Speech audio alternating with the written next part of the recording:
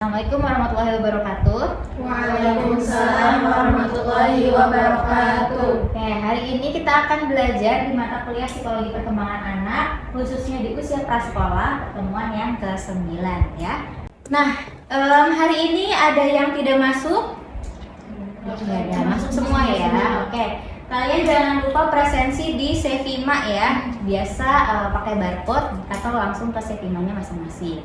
Nah, oke, sebelum kita mulai pertemuan pada hari ini, mari kita berdoa. Berdoa dimulai. Oke, berdoa selesai. Nah, di sini ada video ya. Coba kita lihat dulu. Kasih, sakit kasih.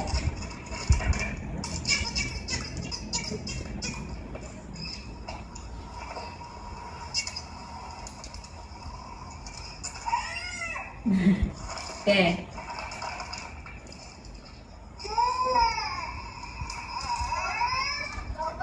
Nah, cukup. Dari video tadi kira-kira apa yang terjadi? Coba, ada yang bisa jawab? Rebutan mainan ya. Nah, coba ada yang bisa jawab nggak? Kira-kira kenapa sih anak itu suka rebutan mainan? Oke. Karena rasa ingin tahunya lebih tinggi. Oke, bagus ya. Tepuk tangan. Oke. Nah, enak ya. Jadi salah satu penyebab kenapa anak itu suka rebutan mainan adalah rasa ingin tahunya tinggi gitu ya. Jadi ketika ada teman yang main sebuah mainan, itu temannya jadi ikutan pengen tahu apa sih itu gitu ya. Akhirnya jadi suka rebutan. Nah, sebenarnya nggak hanya sekedar itu ya penyebabnya ya. Nah, kita akan belajar nih mengenai perkembangan kognitif usia prasekolah ya. Nah, yang pertama, jadi di usia prasekolah itu yang pertama nih karakteristiknya, terutama di bagian kognitifnya adalah yang pertama, anak itu masih suka menggunakan benda gitu ya untuk bermain simbolik. Contohnya misalnya ada botol gitu ya. Nah, botol itu tidak hanya sekedar jadi botol aja, tapi bisa jadi pistol-pistolan misalnya gitu ya. Atau misalnya botol itu bisa jadi tongkat gitu ya, dan lain sebagainya. Jadi pura-puranya gitu ya, jadi sebuah benda itu menyimbolkan benda lain gitu ya di imajinasi anak prasekolah. Nah, lalu yang kedua, anak usia prasekolah itu sudah mulai mengenal konsep sederhana dalam kehidupan sehari-hari gitu ya. Contohnya, oh aku tuh punya ayah, aku punya ibu gitu ya, aku punya kakak, punya adik gitu ya, dan dia tahu oh ayah itu misalnya lebih tua daripada ibu misalnya gitu ya, kakak lebih tua daripada adik. Nah, dia sudah tahu gitu ya. Lalu yang selanjutnya, anak usia prasekolah itu sudah mengetahui konsep banyak dan sedikit. Nah, itu juga salah satu penyebab anak itu kenapa suka rebutan gitu ya, karena misalnya dia dapat makanan gitu ya, terus dia melihat punyanya temennya, kok kayaknya makanan teman aku lebih banyak sih gitu ya daripada punya aku, akhirnya rebutan misalnya gitu ya. Lalu yang selanjutnya, dia sudah mulai memahami posisi atau kedudukan dalam keluarga di lingkungan sosial. Nah, contohnya sama ya, jadi misalnya dia sudah tahu, oh ayah itu posisinya lebih tinggi daripada ibu misalnya gitu ya, kakak posisinya lebih tinggi daripada adik misalnya gitu ya. Jadi dia bisa menempatkan dirinya gitu ya, oh aku adalah anak gitu ya, maka aku harus nurut nih misalnya, contohnya seperti itu. Nah, lalu yang selanjutnya, anak usia prasekolah itu sudah bisa mengklasifikasikan benda berdasarkan ukuran, bentuk, dan warna. Jadi dia suka tuh mainan-mainan yang berwarna-warna gitu ya, makanya dia suka mengklasifikasikan misalnya, oh yang merah sama yang merah nih gitu ya, atau yang bentuknya kotak dengan yang bentuknya kotak, yang lingkaran dengan yang lingkaran misalnya seperti itu. Nah, lalu yang terakhir, anak ini cara berpikirnya itu masih di konkret ya, dan juga berpusat pada diri gitu ya. Nah, maksudnya apa? Cara berpikir konkret itu dia harus melihat ada bendanya, harus ada wujudnya, harus ada buktinya misalnya gitu ya. Makanya ketika anak misalnya lari-lari diomongin nih, awas hati-hati nanti jatuh gitu ya. Nah, dia tetap lari kan gitu ya, karena dia tidak terbayang jatuh itu kayak gimana sih gitu ya, emang rasanya seperti apa sih. Nah, dia harus jatuh beneran dulu, sakit, nangis gitu ya, baru dia tahu oh kalau lari-lari bisa jatuh dan itu rasanya sakit gitu.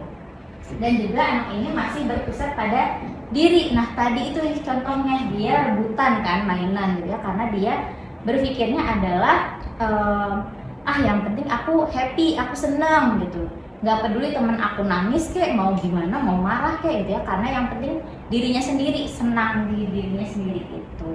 Ini contoh yang selanjutnya ya. Jadi di perkembangan kognitif anak itu tadi cara berpikirnya masih konkret, belum abstrak dan egosentris gitu ya, sehingga dalam pemecahan persoalan-persoalan itu dia hanya memandang satu aspek aja dan juga mengabaikan aspek yang lain gitu ya. Nah, contohnya kita lihat ya, di sini ada gambar ya. Di sini kan ada 2 gelas gitu ya. 2 gelas yang sama nih ukurannya, boleh kita pinjam ya botolnya ya. Nah, ini contohnya, ini kan ukurannya sama ya.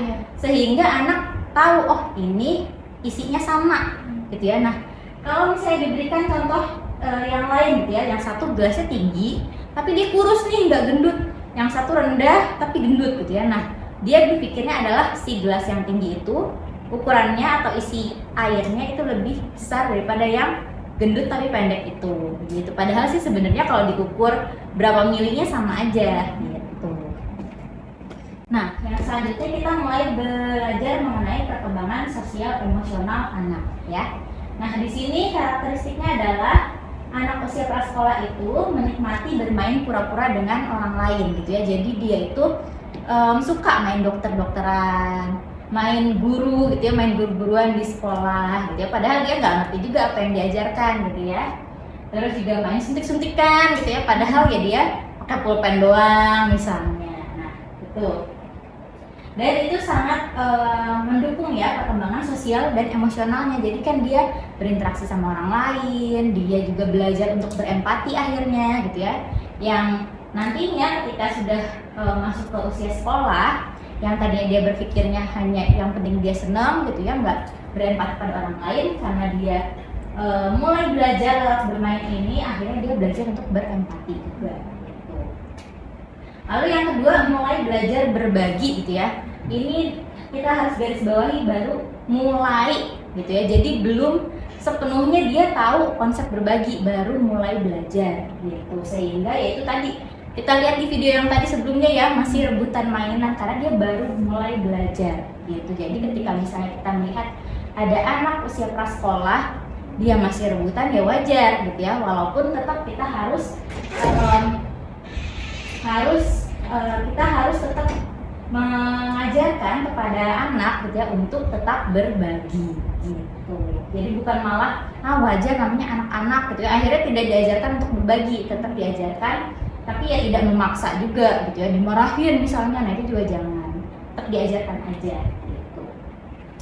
Lalu yang terakhir, mulai bertanggung jawab dalam bertindak gitu ya. Jadi dia sudah mulai belajar nih, oh kalau misalnya aku ngerebut mainan teman aku bakalan nangis. Nah jadi dia tahu si akibatnya gitu ya, sehingga dia mulai belajar gitu ya untuk bertanggung jawab gitu. Makanya kita juga harus menguatkan anak gitu ya, biar dia itu bisa bertanggung jawab gitu. Contoh simpelnya yang lain adalah ketika dia habis mainan ya beresin sendiri gitu. Jangan kita yang ngeberesin, karena nanti dia tidak belajar bertanggung jawab gitu. Oke, nah yang selanjutnya kita akan membahas mengenai perkembangan agama dan moral. Nah untuk usia prasekolah dia itu sudah mulai bertanya-tanya ya mengenai siapa Tuhannya gitu ya. Terus juga Tuhan itu di mana gitu ya, kok nggak kelihatan Tuhan itu gitu ya. Nah itu wajar sekali ya, karena memang perkembangan kognitifnya juga kan sedang berkembang gitu ya. Nah kita bisa menjawab yang sesuai dengan logika anak-anak gitu ya. Misalnya, oh Tuhan itu ada di atas sana gitu ya, ada di atas sana, sehingga saking jauhnya, saking tingginya gitu ya, tidak bisa kita lihat gitu. Nah itu juga bisa ya.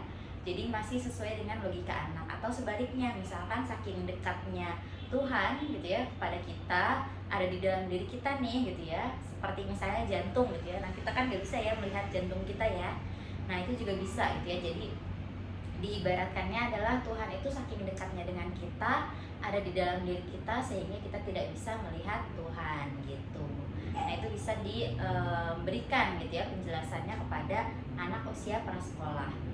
Nah lalu selanjutnya anak usia prasekolah juga sudah bisa mengenal baik dan buruk gitu ya. Jadi sebisa mungkin kita sebagai orang tua langsung mengenalkan gitu ya, atau memberi peringatan kepada anak kalau misalnya anak itu melakukan kesalahan gitu ya. Misalnya anak memukul temannya gitu ya, nah langsung kita beri peringatan bahwa itu hal yang tidak boleh, karena memang di masa prasekolah itu yang awalnya dia belum tahu apa-apa, belum mengenal baik dan buruk. Nah, karena kita kenalkan, dia jadi tahu oh ini tidak boleh dilakukan dan ini boleh dilakukan gitu ya. Dan kita harus sering-sering menasihatinya, misalnya kita sebagai manusia harus menolong teman gitu ya, dan lain sebagainya. Jadi anak itu perkembangan moralnya juga semakin berkembang. Nah, di usia prasekolah juga dia sudah bisa meniru gerakan ibadah gitu ya. Biasanya kan dia mengobservasi ya orang tuanya, misalnya lagi sholat gitu ya. Nah, dia sudah mulai bisa meniru gerakan sholat gitu ya, walaupun mungkin belum benar gitu ya, tapi itu adalah perkembangan yang baik gitu ya, karena anak usia prasekolah itu kan memang sudah bisa mencontoh perilaku orang-orang di sekitarnya. Begitu juga dengan cara beribadah, cara berdoa gitu ya. Dia bisa sujud, dia bisa doa gitu ya, walaupun ya mungkin dia hanya meniru gerakannya saja. Nah, sambil kita pelan-pelan agar perkembangan itu semakin berkembang, kita pelan-pelan mengajarkannya gitu ya. Misalnya ketika sholat itu ada doa-doa yang diucapkan loh gitu ya, misalnya surat Al-Fatihah, lalu habis itu surat-surat pendek dan lain sebagainya gitu. Nah, lalu di usia prasekolah dia juga sudah bisa mengenal agama yang dianutnya dan juga hari-hari besar agamanya gitu ya. Jadi dia tahu, oh aku ini agamanya Islam gitu ya, walaupun ya dia hanya sebatas tahu itu saja gitu ya, tidak mungkin sedalam orang dewasa ya apa itu Islam dan apa yang membedakannya dengan agama lain, mungkin memang belum sedalam itu, tapi dia sudah tahu bahwa oh agama aku Islam gitu ya, ibadahnya sholat misalkan gitu ya. Nah, terus juga hari-hari besarnya. Nah, jadi ketika orang tuanya berpuasa contohnya gitu ya, nah anak itu juga ikutan gitu ya, ikutan pura-pura berpuasa gitu ya. Jadi kadang-kadang kalau misalnya kita melihat tuh anak prasekolah, ayo makan dulu deh, kamu kan belum makan gitu ya, enggak aku puasa gitu ya, padahal dia belum tahu sebenarnya makna yang secara mendalam puasa itu seperti apa. Dia hanya melihat orang tuanya, oh orang tuanya juga nggak akan minum nih gitu ya karena puasa gitu ya. Nah, dia udah mulai mengerti oh bahwa di agama aku ini ada ibadah puasa dan aku juga ikutan mencontoh gitu ya, walaupun setelah itu mungkin ya dia ketika lapar ya tetap minta makan gitu ya, tapi dia sudah mulai mengetahui gitu ya hari-hari besar agamanya.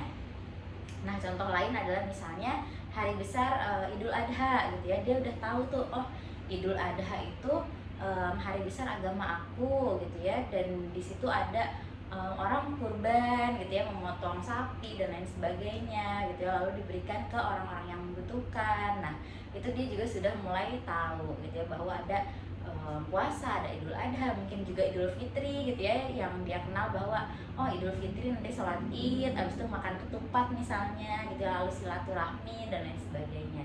Nah, dia juga sudah mulai mengenal hari-hari besar agamanya seperti itu. Nah, lalu terkait perkembangan bahasa, usia prasekolah ini sangat meningkat drastis ya dibandingkan masa bayinya gitu ya, jelas gitu ya, karena dia sudah mulai mengobservasi bahasa-bahasa di sekitarnya gitu.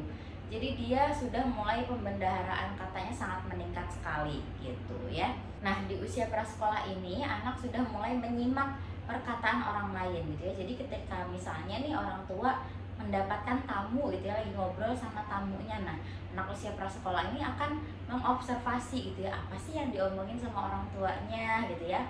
Walaupun dia belum paham sepenuhnya, tapi dia mengobservasi, berusaha memahami gitu ya. Bahkan kalau ada kata-kata yang tidak dia mengerti, bisa aja dia langsung bertanya apa itu maksudnya gitu ya, itu apa misalnya.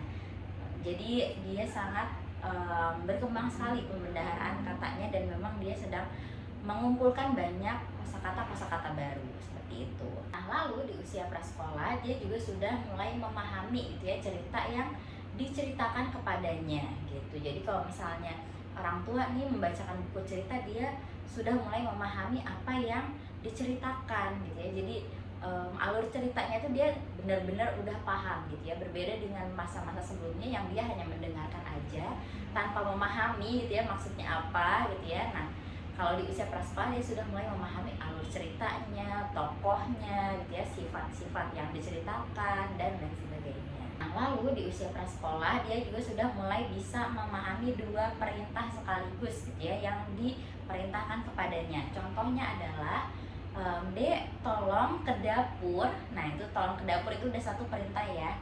Tolong ke dapur ambilin kecap. Nah, itu udah dua perintah sekaligus gitu ya dalam satu kalimat. Nah, dia sudah mulai bisa memahami dua perintah dalam satu kalimat gitu. Nah, kalau misalnya anak usia prasekolah itu masih belum bisa memahami dua perintah sekaligus, nah itu yang perlu diperiksakan gitu ya, karena memang harusnya dalam perkembangan usia prasekolah dia sudah mulai bisa memahami dua perintah sekaligus gitu ya dalam satu kalimat gitu. Jadi kalau misalnya kita coba praktekin nih, Dek ke dapur ambilin kecap gitu ya. Nah, dia hanya ke dapur aja lalu dia lupa apa ya tadi ya yang diambilin ya. Nah, itu berarti tidak sesuai dengan perkembangannya, perlu diperiksakan dan dikonsultasikan ke psikolog ataupun dokter kembang anak. Nah, di usia prasekolah dia juga sudah mulai memahami kalimat yang kompleks ya. Jadi misalnya Budi punya orang tua, ayah dan ibu. Ayahnya bekerja sebagai polisi. Nah, itu kan sangat kompleks ya, ada banyak sekali kalimat di dalam satu kalimat gitu ya. Budi punya orang tua gitu ya, ayah dan ibu gitu ya, dan ayahnya bekerja sebagai polisi. Nah, itu aja udah 3 kalimat gitu ya dalam satu kalimat kompleks gitu. Nah, anak usia prasekolah itu sudah mulai memahami hal tersebut gitu ya, karena memang perkembangan bahasanya sedang meningkat pesat-pesatnya. Nah, usia prasekolah juga sudah mulai bertanya ya untuk hal-hal yang tidak dia mengerti. Jadi dia ya udah, kalau misalnya ada orang ngobrol, ada kosakata yang tidak dia mengerti gitu ya, dia akan langsung bertanya aja gitu ya, karena memang dia otaknya itu berusaha untuk memahami apa sih hal-hal yang belum dia mengerti gitu. Nah, lalu anak usia prasekolah juga akan sering bertanya kenapa ya. Jadi kalau misalnya kalian menjadi orang tua nanti gitu ya, atau melihat anak usia prasekolah, itu pasti mungkin akan sering melihat gitu ya bahwa mereka itu akan bertanya kenapa gitu ya. Misalnya, Dek makan gitu ya, kenapa? Ya biar kamu gak lapar gitu ya. Kenapa? Ya biar kamu kenyang. Kenapa? Ya biar kamu ada energi untuk bermain gitu ya. Kenapa gitu ya. Dia akan selalu bertanya kenapa mulu gitu ya, karena memang dia berusaha untuk memahami sampai benar-benar dia puas gitu. Bu, tapi gimana kalau misalnya kita capek menjawabnya gitu ya, karena dia nanya mulu kenapa gitu ya. Nah, bisa aja kita misalkan kalau misalnya udah capek banget ya, kita bisa misalkan alihkan. Misalnya tadi kan udah ibu jawab nih gitu ya, kenapa harus makan dan lain sebagainya. Nah, sekarang makan dulu aja ya, baru nanti kita jelaskan lagi gitu ya. Nanti ibu jelaskan lagi jawabannya gitu misalnya.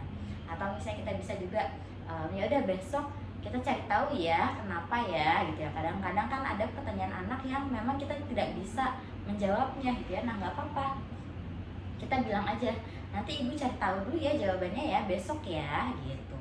Atau yuk nanti kita tanya ayah sama-sama ya. Nah, itu juga bisa ya, nggak apa-apa gitu. Jadi nggak harus semua itu terjawab. Kalau misalnya kita nggak bisa menjawab, nggak apa-apa, kita bisa alihkan ke misalnya hari esoknya, atau kita tanyain orang lain gitu ya, atau kita cari tahu sama-sama lewat internet, itu juga nggak apa-apa gitu ya. Jadi kita belajar sama-sama dengan anak gitu.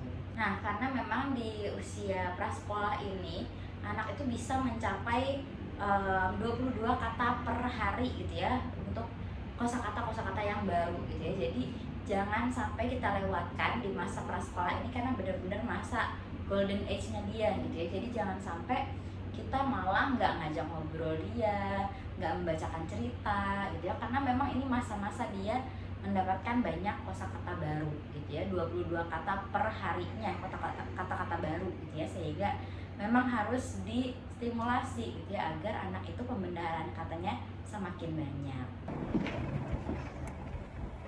Nah, di sini kita masuk ke kesimpulan. Kira-kira siapa yang bisa menyimpulkan? Ayo, siapa yang bisa menyimpulkan? Satu kalimat simpel aja. Oke, boleh. Dari yang saya pahami ya Bu, dari penjelasan itu tadi, jadi kalau anak usia prasekolah itu mereka masih butuh apa, bukti nyata gitu untuk memahami suatu persoalan gitu. Jadi kalau nggak ada bukti nyatanya, sulit untuk mereka itu paham gitu. Jadi kalau misalkan kita mau ngajarin mereka atau mau ngasih pemahaman ke mereka, itu kayak lebih baik kita ngasih nih bukti nyatanya langsung ke mereka gitu, biar lebih mudah dipahami sama mereka. Oke, betul sekali ya, tepuk tangan. Oke, nah di sini juga Bu Dita akan menambahkan ya kesimpulannya ya. Nah, pada usia 3-6 tahun, anak-anak mengalami perkembangan kognitif yang pesat gitu ya, termasuk kemampuan berpikir simbolisnya dan juga penalaran awal.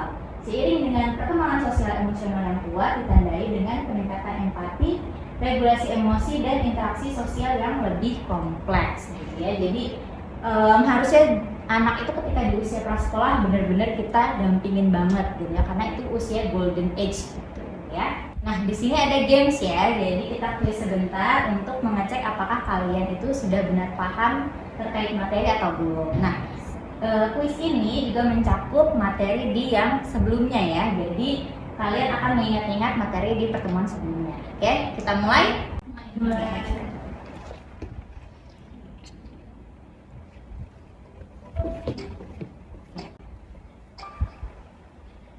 Nah, benar atau salah gerakan anak sudah mulai menyamai dewasa di usia 2 tahun? Salah. Oke. Benar ya? Oke. Di umur 5 tahun gerakannya hampir menyamai orang dewasa. Benar atau salah? Salah. Salah. Coba kita lihat. Salah ya. Jadi yang benar gitu ya. Dia udah mulai menyamai gerakan orang dewasa. Nah, di usia 6 tahun kosakata anak mencapai 8.000 sampai 14.000. Benar. Ya, benar ya. Nah, pada usia prasekolah anak sudah mengetahui konsep banyak dan sedikit. Benar atau salah? Benar. Oke, benar ya. Anak usia prasekolah, anak usia belum mampu meniru gerakan ibadah dengan urutan yang benar. Wah, waktunya habis ya. Nah, 3 yang benar. Itu sudah cukup bagus ya. Tepuk tangan kita semua. Oke, sekarang sudah di penghujung pertemuan. Kira-kira sampai sini apakah ada pertanyaan atau tidak? Silahkan, ada pertanyaan? Atau cukup? Sudah cukup paham atau belum? Sudah cukup. Oke, kalau begitu kita akhiri pertemuan pada hari ini dengan mengucapkan hamdalah bersama-sama. Oke, di pertemuan yang selanjutnya kita akan melanjutkan pembahasan pada hari ini ya di aspek yang lainnya.